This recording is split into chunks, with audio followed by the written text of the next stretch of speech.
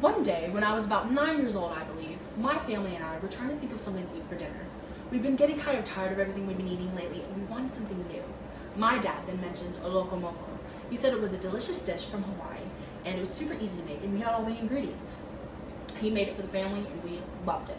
So if you're from Hawaii or you've been there, you might have had or heard of a loco moco before.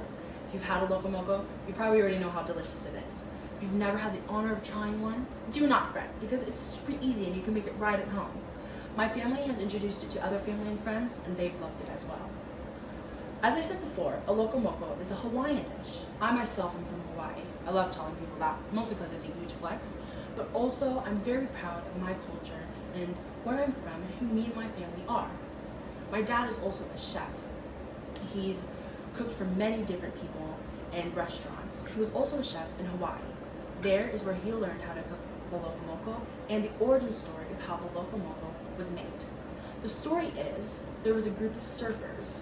They were young teens back in 1949, I think, and they had been surfing and they were hungry. They went to a restaurant and they wanted something big, cheap, and packed with carbs. So they asked for a bowl of rice, a hamburger patty on top, and they poured brown gravy. They ended up naming it loco, meaning crazy in Spanish, and they added moco just because it rhymed. Loco moco. Nowadays, though, a loco moco is made with a fried egg on top. This truly is one of my favorite comfort meals, and I'm so glad that my dad has taught me how to make it.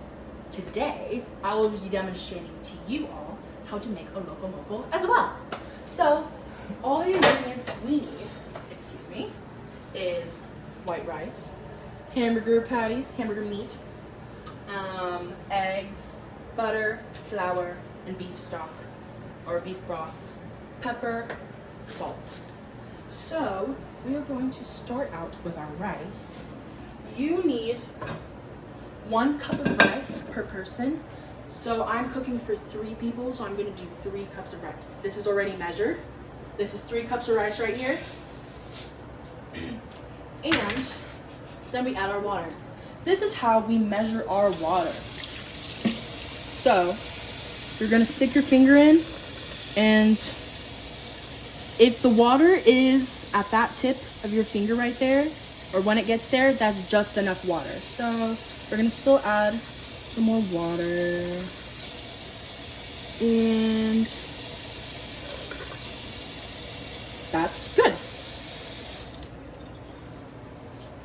Maybe a little bit more.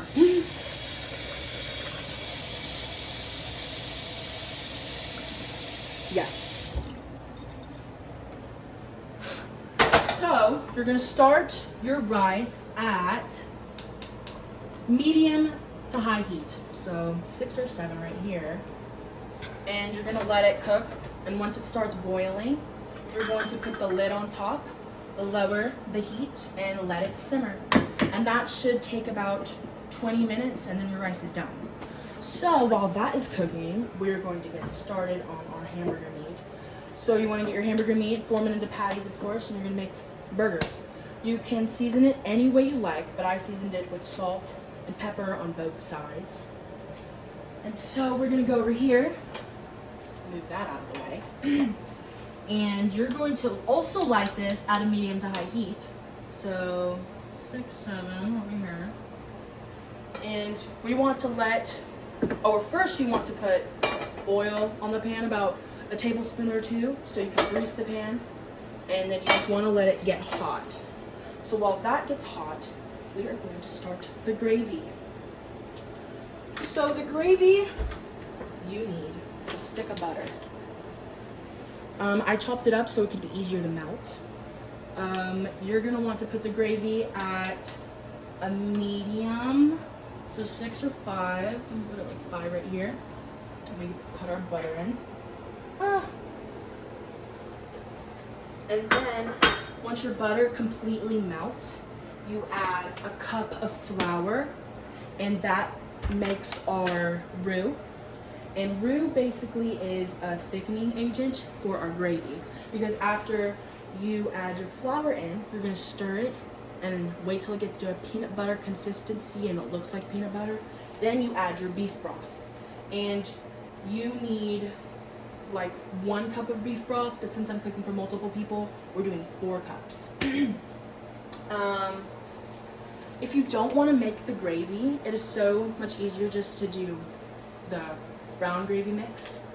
And if you don't want to make the rice yourself, you can always do minute rice. So our pan is heating up. What we're gonna do is start the fried egg. Oh, you want to put it to medium as well. So let's medium.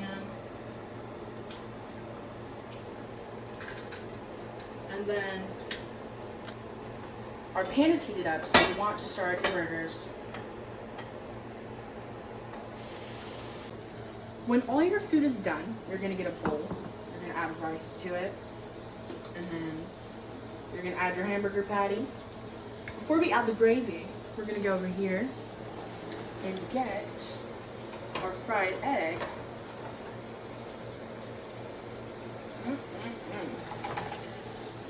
And then you pour the gravy on top.